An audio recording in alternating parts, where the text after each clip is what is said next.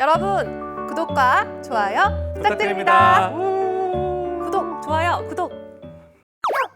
세상에 고민이 없는 사람은 아마 없을 겁니다. 맞아요. 없고 이제 삶이라고 하는 것 자체는 늘 선택의 갈림길에 왔고 그 선택의 갈림길에서 어떻게 판단하느냐에 따라서 이 자리까지 온 그 결과이기 때문에 그 선택을 할 때 고민을 할 수밖에 없는데 문제는 잘못된 선택은 이제 갈등을 가져올 수 있다라고 하는 이제 그런 맞아요. 부분이 우리가 이제 조심해야 되는 부분 중에 하나인데요.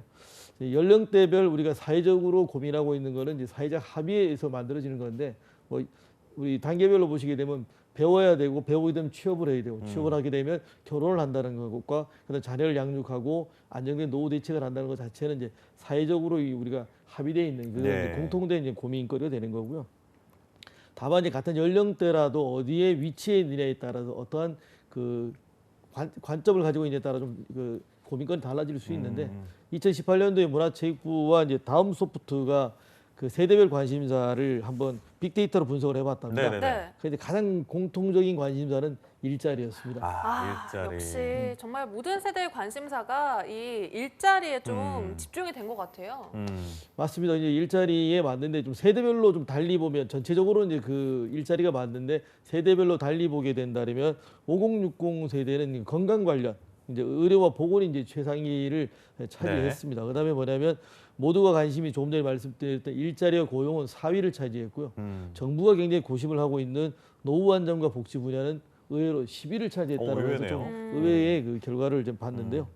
하여튼 평균 수명이 길어지면서 나이와 연관된 고민도 계속 증가되는 추세에 있는 것은 사실인 것 같습니다. 그러니까요. 그러니까 전 세대 공통적인 관심사인 일자리와 관련된 맞아요. 우리 방송을 네. 한 투데이 잡스도 시청자 여러분도 많은 시청을 좀 부탁드린다는 말씀 부탁드리고 네.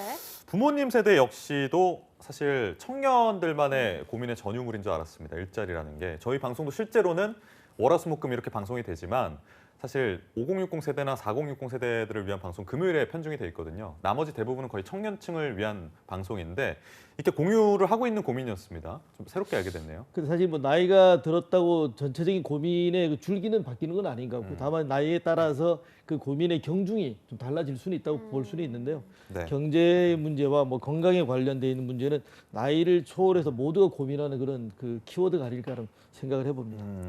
네, 이렇게 고민이 은퇴 설계 뭐 고려 대상이라고 했는데 사실 모든 고민이 해결이 쉽지가 않잖아요.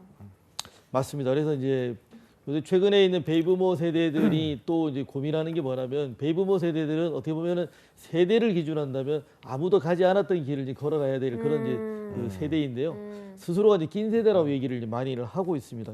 낀 세대. 네, 낀 세대의 고민은 뭐냐면 부모를 공양을 해야 되고 맞아요, 자녀를 맞아요. 이제 키워야 되는 자녀를 이제 그 부분이 있는 건데요. 결국 뭐냐면 가운데서 부모와 자녀를 모두 이 공양해야 되고 키워야 네. 되는 그런 부담이 있다는 의미에서 이제 정말 긴 세대가 된 건데 네네. 최근에 이제 그 베이비 부모 세대를 가리켜서 회자되고 있는 두 가지의 이제 그 용어가 있는데 아, 네. 뭔가요? 예, 부포족과 마부처자라는 얘기가 있습니다.